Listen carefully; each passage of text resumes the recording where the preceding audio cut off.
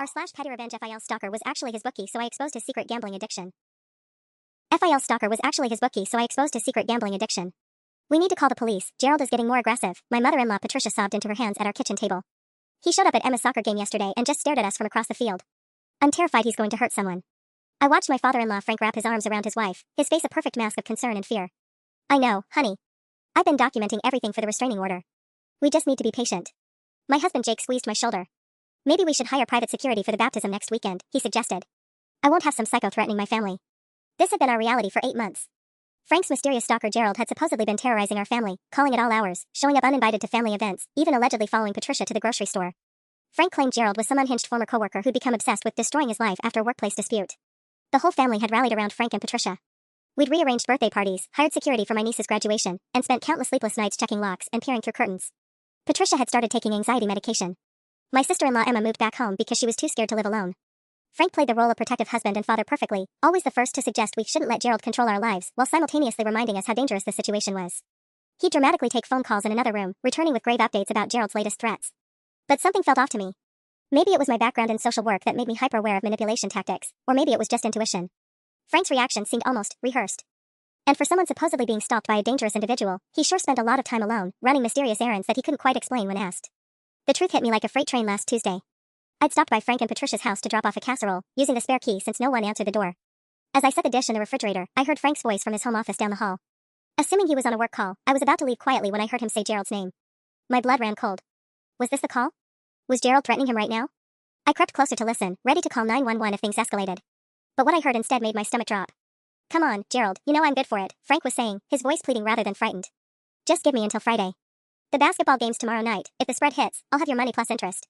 Gerald's voice was loud enough that I could hear pieces through the phone. Tired of your excuses, Frank. 3 weeks late. My boss isn't as understanding. Look, I can't exactly liquidate assets without my wife noticing, Frank snapped. You want your 15 grand or not? Because if Patricia finds out about any of this, you'll never see a dime. $15,000. I stood frozen in that hallway as 8 months of family trauma suddenly made horrifying sense. There was no stalker. There was no dangerous Gerald lurking in shadows and threatening our safety. There was just Frank, a gambling addict who'd been using our terror to cover his tracks. My hands were shaking as I backed away from the office door. I needed to get out of there before Frank discovered me, but my legs felt like concrete. Every family gathering where we'd huddled together in fear, every sleepless night Patricia had endured, every dollar we'd wasted on security, all of it had been orchestrated by the man we were trying to protect. I managed to slip out through the back door and sat in my car for 20 minutes, trying to process what I'd just learned. Frank wasn't just hiding a gambling addiction, he was actively traumatizing his own family to maintain his cover. The sophisticated cruelty of it made me physically sick. But I needed proof. One overheard phone conversation wouldn't be enough to convince everyone, especially not Patricia, who worshipped her husband of 32 years. Frank had spent months building this elaborate lie. I'd need concrete evidence to tear it down. Over the next few days, I became a woman obsessed. I started paying closer attention to Frank's behavior, looking for cracks in his performance. When he dramatically answered Gerald's calls during family dinners, I noticed he never actually seemed surprised by them. He'd glance at his phone screen beforehand, almost like he was expecting them. I also started researching his finances, carefully and legally. Frank had always handled the family books, claiming Patricia didn't have a head for numbers. But property records were public, and I discovered he'd taken out a second mortgage on their house 6 months ago. Patricia had mentioned during one of our coffee dates that she'd been confused about some bank documents Frank asked her to sign, but he'd brushed it off as refinancing for a better rate. The smoking gun came when I volunteered to help Patricia organize Frank's home office while he was out of town for a work conference. She'd been wanting to surprise him by finally tackling the chaos of papers covering his desk. He's so stressed about everything with Gerald, she said, sorting through bank statements. I thought if I could just get this organized, it might help him feel more in control. Hidden beneath a stack of legitimate work documents, I found betting slips. Dozens of them. Horse races, basketball games, football, some winning, but most losing. The amounts made my head spin. $1,000 bets like they were pocket change. And at the bottom of the pile, a handwritten IOU for $18,000, signed by Frank and dated just last week. The signature at the bottom wasn't Gerald's, it was G. Morrison, Morrison Recovery Services. Gerald wasn't a deranged stalker. He was a debt collector. Patricia was humming in the kitchen, making Frank's favorite cookies for his return tomorrow. She had no idea that the man she was trying to comfort and support had been systematically destroying their financial security while using her own terror as a shield. Find anything useful in there, she called out cheerfully. I stared at the betting slips in my hands, my heart pounding. This wasn't just about Frank anymore. Patricia deserved to know that their retirement savings were likely gone, that their house was leveraged to cover gambling debts, that the stalker threatening their family was actually trying to collect money her husband owed. But I also knew that revealing this would detonate their entire family. Frank wouldn't just lose Patricia's trust, he'd lose everything. His marriage, his relationship with his children, his reputation in the community. As I heard Patricia's footsteps approaching the office, I quickly shoved the evidence back under the stack of papers. I needed a plan. A way to expose Frank's lies that would force him to confront his addiction while giving the family the truth they deserved. The upcoming family baptism would be perfect. Everyone would be there, including Frank's precious Gerald. The baptism was scheduled for Sunday, which gave me exactly 4 days to orchestrate the most important confrontation of my life. But as I started planning, everything that could go wrong began spiraling out of control. First, Frank returned from his work conference acting stranger than ever. At Thursday night dinner, he announced that Gerald had escalated his threats while Frank was away. He called the hotel, Frank said, his voice trembling with what I now recognized as practiced fear. Somehow tracked me down in Chicago. The front desk said he claimed to be my brother, asking about my room number. Patricia went white. Oh my God, Frank. He's getting more dangerous. Maybe we should cancel the baptism. No, Frank said firmly, playing the brave patriarch perfectly. We can't let him control our lives. Besides, he won't try anything with the whole family there. I watched this performance with disgust, but Jake squeezed my hand supportively. Dad's right. We stick together, we'll be fine. What Frank didn't know was that I'd already started my own investigation. I'd found Gerald Morrison's business listing online. Morrison Recovery Services was a legitimate debt collection agency. I'd even driven by their office, a modest suite in a downtown building. Nothing about it screamed dangerous stalker operation. But my plan hit its first snag when I tried to gather more evidence from Frank's office. Patricia mentioned that Frank had suddenly become security conscious and started locking his office door, even at home. He says it's in case Gerald ever breaks into the house, she explained when I offered to help with more organizing. Frank doesn't want any personal information where Gerald could find it. Translation, Frank was covering his tracks. My second problem was bigger. On Friday afternoon, Patricia called me in tears. Frank collapsed at work, she sobbed. They're saying it might be stress-related, but he's in the emergency room. What if Gerald did something? What if he poisoned him somehow? I raced to the hospital with my heart pounding, but not for the reasons Patricia expected. What if Frank was genuinely sick? What if confronting him publicly could literally kill him? The doctors said it was likely a panic attack combined with exhaustion, but they wanted to keep him overnight for observation. Sitting in that sterile hospital room, watching Patricia hold Frank's hand while he slept, I felt like a monster. This man looked so frail, so genuinely vulnerable. Was I really planning to destroy him in front of his entire family? But then Frank's phone buzzed with a text message. Patricia glanced at it instinctively, and her face crumpled. It's from Gerald, she whispered. He says he heard about Frank being in the hospital. He's glad Frank is suffering. I asked to see the message, and my blood turned to ice. The text read, heard you had a little health scare. Maybe now you'll take this seriously. Payment is due Monday, or we move to phase 2. Frank's eyes fluttered open just as Patricia finished reading aloud, and I saw something flicker across his face, not fear, but calculation. He was gauging her reaction, feeding off her terror. Don't worry about it, honey, he mumbled weakly. The doctors said stress can cause all sorts of symptoms. I just need to stay calm. That's when I realized Frank wasn't just hiding his gambling addiction. He was actively making himself sick with the stress of maintaining these elaborate lies, and he was still choosing to torment his family rather than come clean. The baptism was in 2 days. Frank would be discharged tomorrow morning. And I now had proof that he was willing to risk his own health to keep this charade going. Whatever sympathy I'd felt for him evaporated. This man was going to destroy his family one way or another. I could either let him do it slowly through lies and financial ruin, or I could force the truth into the open and give him a chance to heal. I made my choice. Saturday morning, I sat in my car outside Morrison Recovery Services, my hands gripping the steering wheel so tightly my knuckles had gone white. The plan forming in my head was risky, borderline insane, but it was the only way I could think of to force the truth out without looking like the villain who destroyed a family based on speculation. I needed to talk to Gerald Morrison himself. The building directory listed Morrison Recovery Services on the 3rd floor. My heart hammered as I rode the elevator up, rehearsing what I'd say. The office was smaller than I'd expected, just a receptionist's desk and 2 private offices behind frosted glass doors. Can I help you? The receptionist looked tired, like she'd dealt with too many desperate people this week. I need to speak with Gerald Morrison about Frank Brennan, I said, surprised by how steady my voice sounded. Her expression shifted slightly.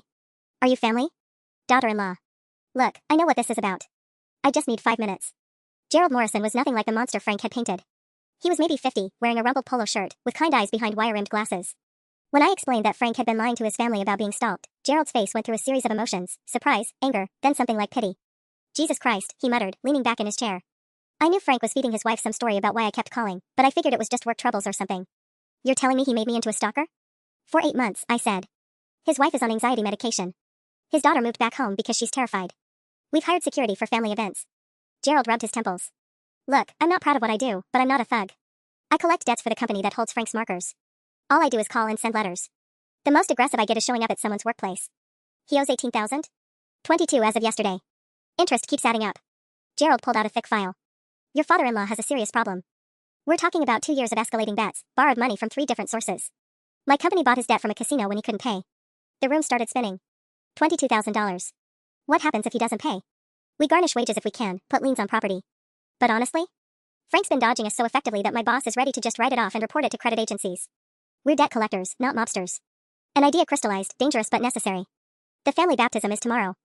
He's been telling everyone you might show up and cause trouble. Gerald frowned. I wasn't planning to. What if you did? I explained my plan during the drive home, my phone on speaker with Gerald still sounding uncertain. I don't know about this, he kept saying. I'm not an actor. And ambushing the guy in front of his whole family feels. He's been ambushing his whole family for months, I reminded him. They deserve the truth. But what if he has a heart attack or something? He looked pretty rough last time I saw him. That stopped me cold. Frank's hospital stay had been stress-related. What if public humiliation actually killed him? By the time I got home, Dad was eating me alive. Jake was in the kitchen, looking worried. Mom called, he said. Dad's acting weird about tomorrow. He keeps asking if we've heard from Gerald, like he's expecting something to happen. What do you mean? Like he's almost anticipating trouble? Mom thinks the hospital stay made him paranoid, but I don't know. Something feels off. I realized with growing horror that Frank might be planning to stage some kind of incident at the baptism himself. Create a scene, maybe claim Gerald showed up and threatened him, all to distract from whatever deadline he was facing with his debts. Jake, I said carefully, what if I told you Gerald might not be what your dad claims he is? My husband's face darkened. What are you talking about? I'd been so focused on exposing Frank that I hadn't considered how this would affect Jake. This was his father. His hero. Even if I was right, even if Frank was lying about everything, Jake's world was about to implode. Never mind, I said quickly. I'm probably overthinking things. But Jake was studying my face now, and I could see the questions forming. Emily, what do you know that we don't? The baptism was in 18 hours. Gerald Morrison was expecting my call tonight with final instructions. And my husband was looking at me like he could sense the bomb I was about to drop on his family. There was no backing out now. That night, I barely slept. Every time I closed my eyes, I saw Patricia's face crumpling as she read that fake threatening text, or Jake's confused expression when he'd started asking questions I wasn't ready to answer. By 3 a.m., I was pacing our bedroom, my phone clutched in my hand with Gerald's number pulled up. I could still call this off. Tell Gerald to stay away, pretend I'd never overheard that phone call, let Frank's lies continue destroying his family slowly instead of all at once. But then I remembered the betting slips. $22,000. Their house was mortgaged to cover his debts, and Patricia had no idea. How long before Frank gambled away their home entirely? At 6 a.m., my phone rang. Patricia's name flashed on the screen. Emily, honey, I'm so sorry to call this early, she whispered, clearly trying not to wake Frank. But I found something, and I don't know what to think. My heart stopped. What did you find? Bank statements. Frank left his briefcase open last night, and some papers fell out. There are withdrawals I don't remember making. Large ones.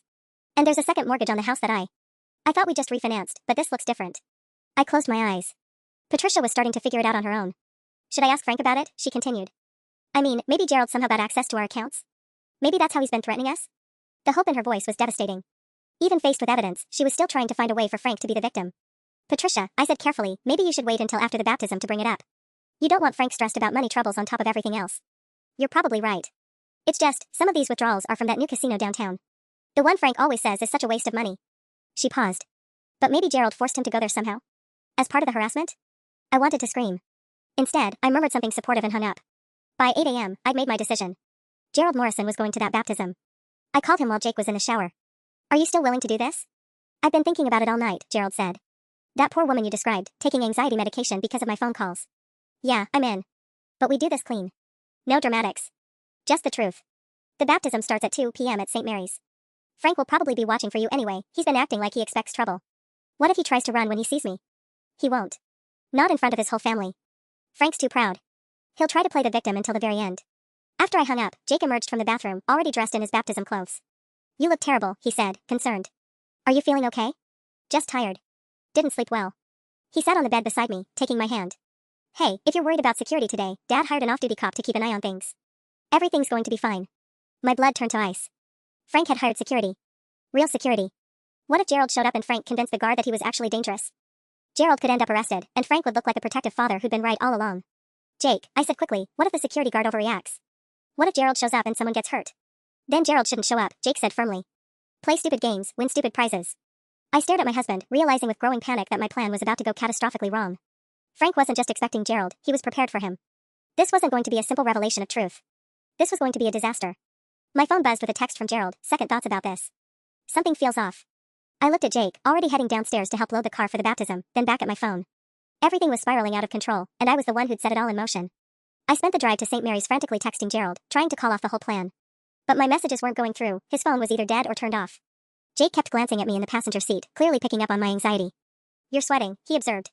It's like 60 degrees outside. I'm fine, I lied, checking my phone again.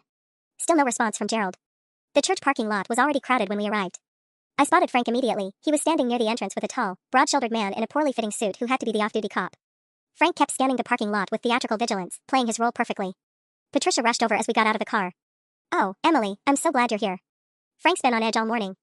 He thinks Gerald might actually show up today. Why would he think that? I asked, though I already knew the answer.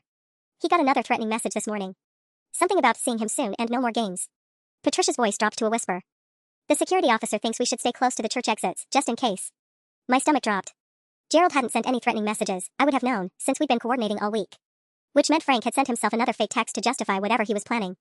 Patricia, can I see the message? I asked. She showed me her phone, where Frank had forwarded the supposed threat. The number was different from all the previous Gerald messages, and when I looked closely, I could see it had been sent through one of those anonymous texting apps. Frank was escalating his own lie. Emily? Jake was studying my face again. You look like you've seen a ghost. Before I could answer, my phone finally buzzed with a response from Gerald. Sorry, phone died. On my way. This ends today. I felt the blood drain from my face. Gerald was coming, Frank was expecting him, and there was a security guard who thought he was dealing with an actual stalker. This was going to be a nightmare. I need to use the restroom, I said quickly, heading for the church entrance.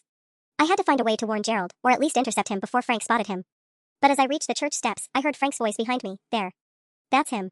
I turned to see Gerald Morrison walking across the parking lot, looking exactly like what he was, a tired debt collector in a cheap suit. Frank was pointing him out to the security guard, his voice carrying clearly across the courtyard. That's Gerald. He's not supposed to be here. I have a restraining order pending. The security guard started moving toward Gerald, and I watched in horror as my carefully planned revelation turned into something else entirely. Gerald saw the guard approaching and raised his hands peacefully, clearly trying to explain, but I could see the misunderstanding unfolding. Wait. I called out, but my voice was lost in the commotion. Frank was already ushering Patricia and the other family members toward the church entrance, playing the protective husband. Everyone inside. Don't engage with him. But Jake wasn't moving.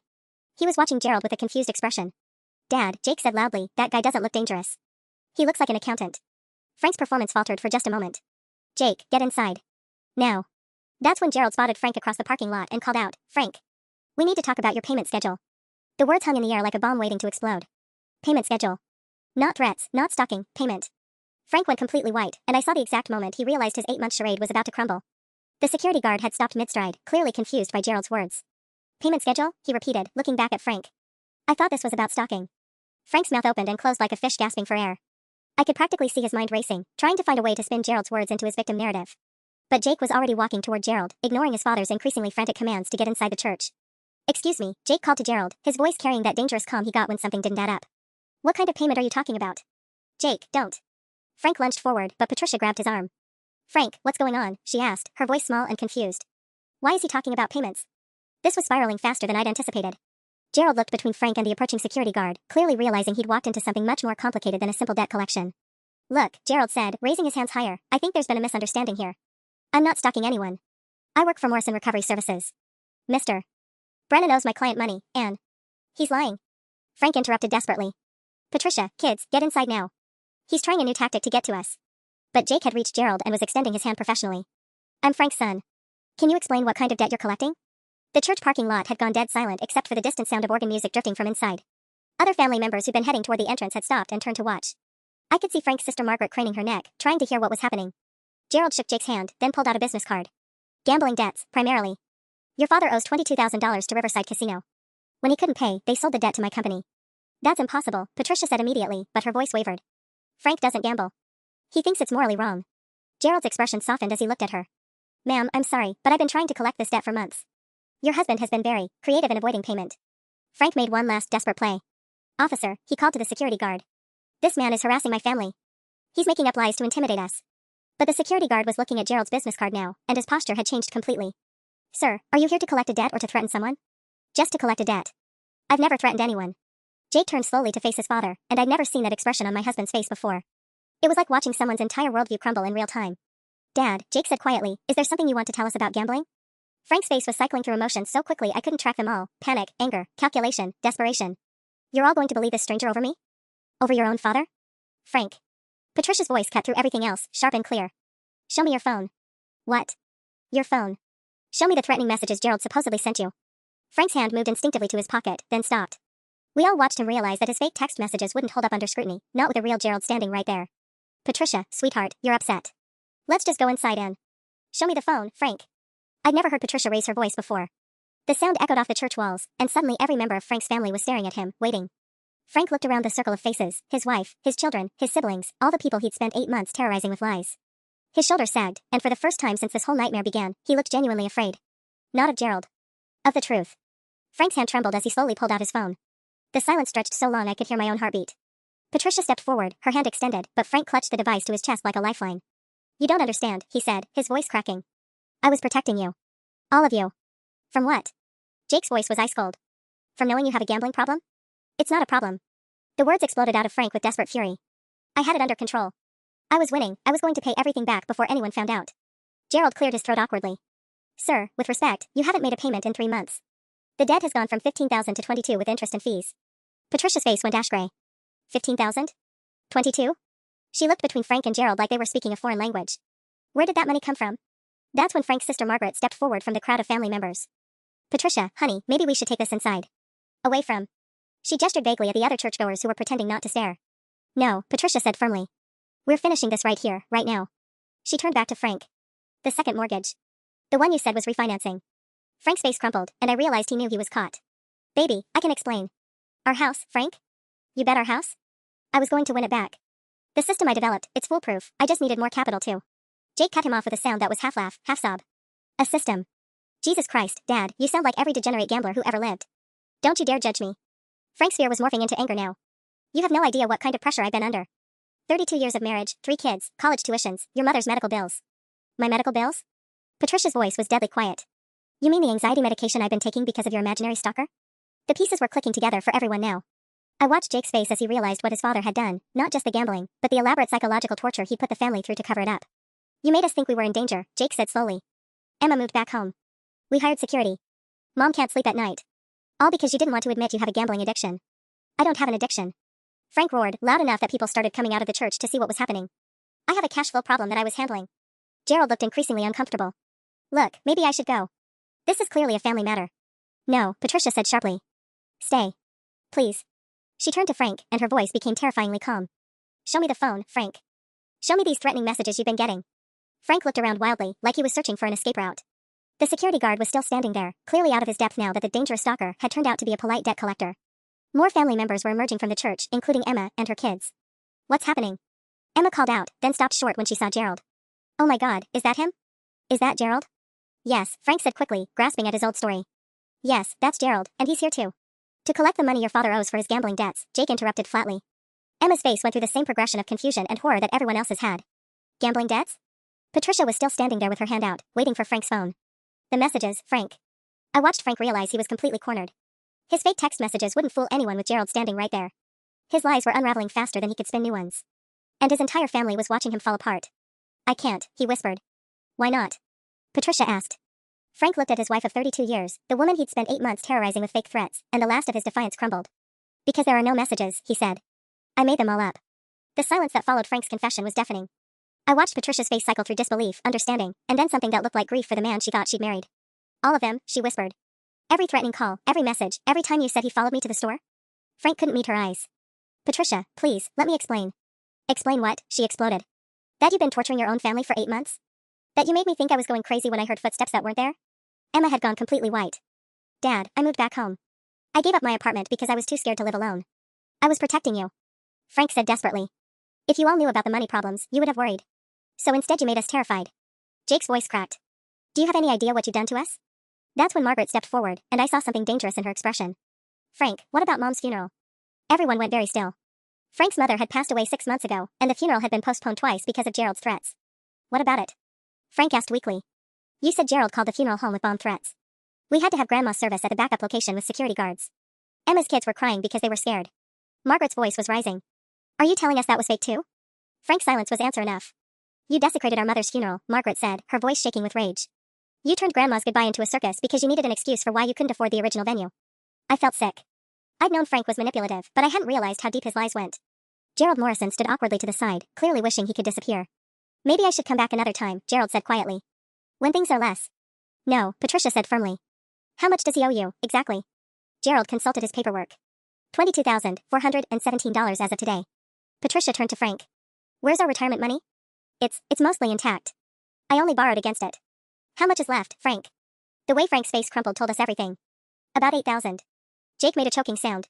Dad, that account had $60,000 in it last year. The market's been volatile. Don't you dare, Patricia said coldly. Don't you dare blame the market for your gambling debts. That's when Emma's 6-year-old son Tommy came running out of the church, still in his little baptism outfit. Grandpa Frank. Are we going to have a party now? The sight of that innocent child asking about his baptism party while the adults stood in a circle of devastation broke something in all of us. This should have been a day of celebration, of family joy. Instead, Frank had turned it into another crime scene in his web of lies. There's not going to be a party, sweetie, Emma said, her voice barely steady as she picked up Tommy. Grandpa Frank is sick, and we need to take care of some grown-up things. Is the bad man here? Tommy asked, looking around nervously. The one who's been scaring everyone? Emma's face crumpled as she looked at Frank. Yeah, baby. The bad man is here. Frank flinched like he'd been slapped, finally understanding that his own grandson had been living in fear because of his lies. I can fix this, Frank said desperately, looking around at his family. I can get help, I can. 32 years, Patricia interrupted, her voice hollow. 32 years of marriage, and I don't even know who you are.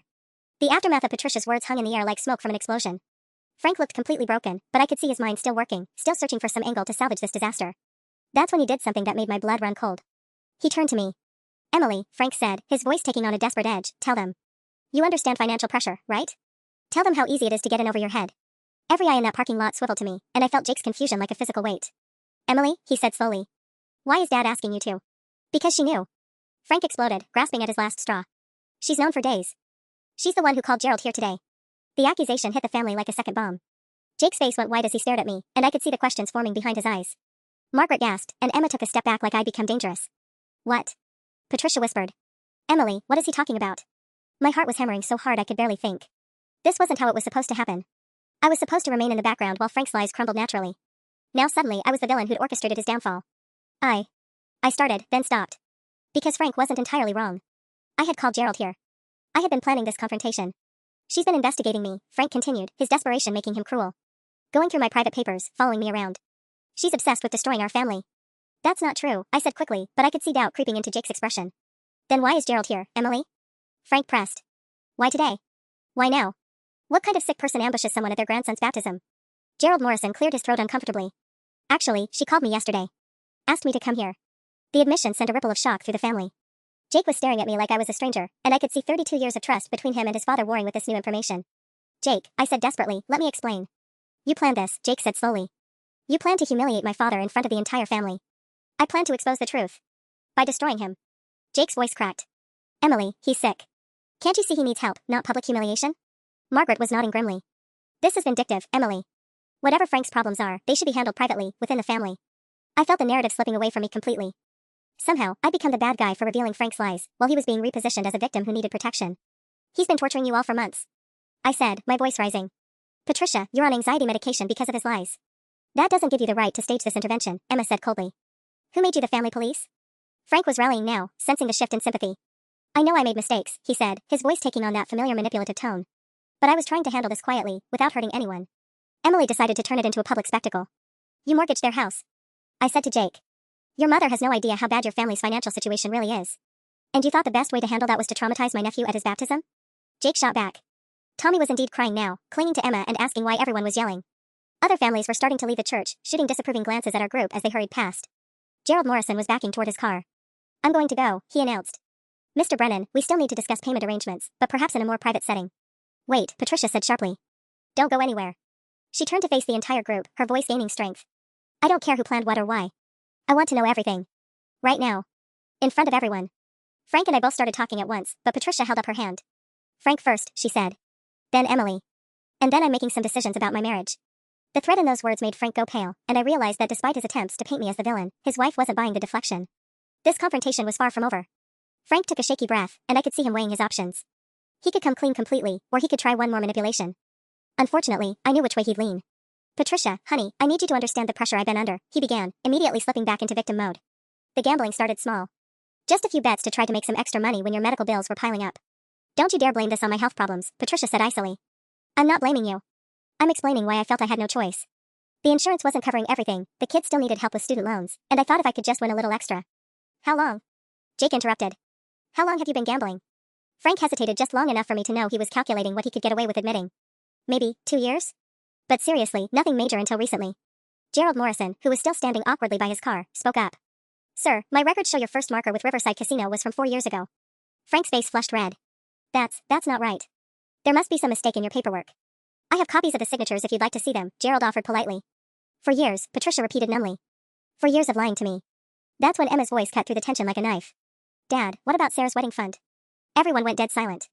Sarah was Emma's oldest daughter, Frank's first granddaughter, who'd been saving for her wedding next spring. Frank and Patricia had been helping her, contributing to a special account they'd set up. The look on Frank's face told us everything. Oh my God, Emma whispered. Dad, please tell me you didn't touch Sarah's wedding money. I was going to put it back before she needed it, Frank said desperately. The wedding isn't until next year, and I had this sure thing lined up. How much?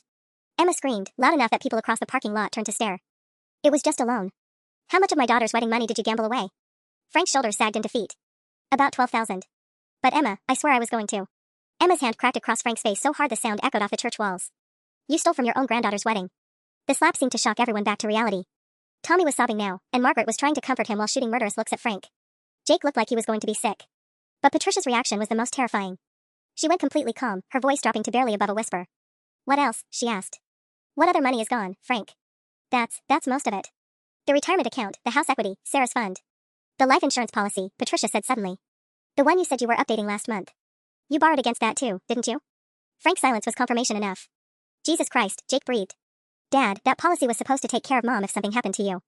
I know, but I had this system worked out, and if you just give me a chance to. Stop, Patricia said quietly. Just stop talking. She turned to Gerald, who was watching this family disintegration with obvious discomfort. Mr. Morrison, what happens if the debt isn't paid? Well, ma'am, we typically pursue wage garnishment and asset seizure. The mortgage company would foreclose on the house eventually. Patricia nodded like she was filing away information for later. Then she turned to me, and I felt my stomach drop at the expression on her face. Now, she said coldly, it's your turn, Emily. Explain to me exactly how long you've known about this, and why you chose to handle it this way. I looked around at Frank's family, my family, and realized that no matter what I said next, some of them might never forgive me for the way I'd forced this truth into the light. But there was no going back now. I took a deep breath, knowing that my next words would either justify my actions or destroy my relationships with this family forever. I've known for 6 days, I said quietly. I overheard Frank on the phone with Gerald when I came by to drop off a casserole. He was begging for more time to pay, talking about basketball spreads and $15,000. Jake's face went white. 6 days? You've known for 6 days and said nothing? I tried to gather evidence first. I couldn't just accuse your father of lying about a stalker based on one overheard conversation. So you investigated him like a criminal, Margaret said accusingly. I investigated him like someone who was terrorizing his own family. I shot back. Patricia, you were having panic attacks. Emma gave up her independence. This man made his grandson afraid of imaginary monsters. Frank seized the moment to interject. Emily went through my private papers without permission. She violated my privacy, manipulated the situation. I found your betting slips, I said flatly, cutting him off. Hidden under a stack of work documents. Thousands of dollars lost on horses, basketball games, football. And that handwritten IOU for $18,000. Patricia's face crumpled. You saw actual evidence and didn't tell me?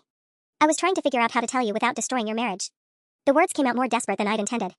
I thought if I could force Frank to confess on his own. By ambushing him at Tommy's baptism, Jake said coldly. Real thoughtful, Emily. Gerald Morrison cleared his throat. If it helps, she called me yesterday asking me to come here. Said the family deserved to know the truth. I probably should have refused, but... He glanced at Patricia. Debt collection is usually between me and the debtor. I've never had a family member reach out like that. Because normal people don't orchestrate public humiliations, Emma said bitterly. Normal people don't fake stalkers to cover gambling debts either. I snapped. Patricia held up her hand for silence, but before anyone could speak, my phone started ringing. The caller ID made my blood run cold. Morrison Recovery Services. Everyone stared at the phone as it continued ringing. Gerald looked confused. That's not me calling. I'm standing right here. Maybe it's someone else from your office? I suggested weakly. Gerald pulled out his own phone and checked it. It's Saturday. Office is closed. And why would anyone be calling you? A horrible realization started forming in my mind. I looked at Frank, whose face had gone ashen, then at the still ringing phone in my hand. Answer it, Patricia said quietly. I swiped to accept the call and put it on speaker. Hello? Emily Brennan? An unfamiliar male voice came through clearly. Yes? This is David Morrison, Gerald's brother. I handle collections for Morrison Recovery's sister company. I'm calling about your husband Jake's debt. The parking lot went dead silent. Jake's face drained of all color as he stared at the phone in horror. I think there's been a mistake, I said slowly. My husband doesn't gamble. 18 months of poker games at the Riverside backroom would suggest otherwise. He's into us for $34,000, and payment was due yesterday. I turned to stare at my husband, the man I'd been defending, the man whose father I'd just exposed for lying to his family about gambling debts. Jake's mouth opened and closed soundlessly, and I realized with dawning horror that the apple hadn't fallen far from the tree at all. The phone call ended, but the silence in that church parking lot felt like it could suffocate us all. I stared at Jake, my husband of 5 years, the man who'd been standing beside me in righteous indignation just moments before as we condemned his father's lies. Jake? My voice came out as barely a whisper. What is he talking about? My husband's face had gone gray, and he was looking everywhere except at me. Emily, I can explain. $34,000? Patricia's voice cut through his stammering. Jake, please tell me this is some kind of mistake. It's not what you think, Jake said quickly, but his voice was shaking. It started as just networking. Some guys from work invited me to poker nights, said it was good for business relationships. 18 months, I said numbly. You've been gambling for 18 months? Frank was staring at his son with an expression I couldn't read, horror mixed with something that might have been relief that he wasn't the only monster in the family anymore. This is unbelievable, Emma breathed. Dad and Jake? Both of you? Margaret stepped forward, her face hard. How many of you are there? Please tell me this stops with you too. It's different. Jake protested desperately. I was winning for a long time. I actually made money initially, enough to pay off my student loans early. Remember, Emily? You were so proud of me for getting those paid off ahead of schedule? The ground felt like it was shifting beneath my feet. You told me you got a bonus at work. I did get a bonus. And I also won 12 grand in poker that month. I was going to tell you about the gambling once I'd won enough to set us up for the future. Set us up for the future? I could barely breathe. Jake, you owe $34,000. What future? Gerald Morrison was backing toward his car again, clearly overwhelmed by this family's layers of deception. I should really go. This is way more complicated than I signed up for. Wait, Patricia called after him. How did you know to call Emily's phone? Gerald stopped. I didn't. That was my brother David. Different company, different debts. But how did he get Emily's number? Patricia pressed. Jake's face somehow managed to go even paler. I might have listed Emily as a reference on some paperwork. You know, for credit verification. What kind of paperwork? I asked, though part of me already knew I didn't want the answer. Jake, Frank said quietly, and there was something almost gentle in his voice. Did you borrow against the house? Our house? I felt like I was going to throw up. Jake, we just bought that house 2 years ago. It was supposed to be temporary. Jake said desperately. I had this strategy worked out, and I just needed more capital to make it pay off. I was going to refinance everything once I'd won enough. You mortgaged our house without telling me? I could hear my voice getting higher, more hysterical. I signed those papers. You made me sign papers. Those were just insurance updates and title clarifications. You made me sign away our house and told me it was insurance? I started laughing, but it came out harsh and bitter. Oh my god. Oh my god, I married my father-in-law. Frank flinched at that, but I was past caring about his feelings. My own husband had been playing me for a fool while I'd been so focused on exposing Frank's lies. Emily, please, Jake reached for my arm, but I jerked away from him. Don't touch me. Don't you dare touch me right now. That's when Tommy, who'd been quiet in Emma's arms, spoke up in his small, confused voice. Mommy, why is everyone lying about everything? The innocence of that question hung in the air like an indictment of every adult standing there. A 6-year-old had just summed up the entire situation with devastating clarity. Because sometimes, Emma said softly, tears streaming down her face, grown-ups make very bad choices and then make worse choices trying to hide them. My phone started ringing again. This time, it was a number I didn't recognize, but given the day we were having, I knew it wouldn't be good news. Patricia looked at me with exhausted eyes. Answer it, Emily. Let's see what other surprises this family has in store. I answered the phone with shaking hands, putting it on speaker because at this point, we were apparently sharing all our family disasters publicly. Mrs. Brennan? This is Detective Sarah Chen with the Financial Crimes Unit. We need to speak with you and your husband about some irregularities we discovered in connection with the Riverside Casino investigation. My legs nearly gave out. Detective? We've been investigating money laundering activities at Riverside, and your husband's name came up in our records. Some very large transactions that don't match his reported income. We'd like him to come in for questioning Monday morning. Jake made a choking sound. Money laundering? I wasn't laundering anything. I was just playing poker. Sir, we have records of you moving $47,000 through various accounts over the past 6 months. That's significantly more than the debt amount we've been given. 47,000, the number hit me like a physical blow. Jake, you said 34,000. That's what I owe now, Jake said miserably. The 47 includes what I won and lost and moved around trying to cover everything. Detective Chen continued, we also need to discuss a loan you took out using forged employment verification documents. Frank's head snapped up. Forged documents? Jake looked like he was going to be sick. I may have exaggerated my income on some loan applications. But everyone does that. It's not really fraud if you intend to pay it back. Actually, sir, that's exactly what fraud is, the detective said dryly. Mrs. Brennan, were you aware your husband had been falsifying financial documents? I couldn't speak. I just stood there listening to my marriage and my life implode in real time. Patricia stepped closer to my phone. Detective, this is Patricia Brennan, Jake's mother. Are you saying my son might be arrested? That depends on what our investigation reveals. But I'd strongly recommend he retain legal counsel before Monday's interview. Margaret let out a bitter laugh. Legal counsel? With what money? Sounds like everyone in this family has gambled away everything they own.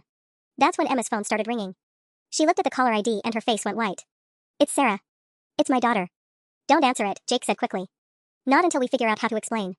Explain what? That Grandpa Frank stole her wedding money and Uncle Jake might be going to prison? Emma's voice was rising toward hysteria. What exactly is the good spin on this situation?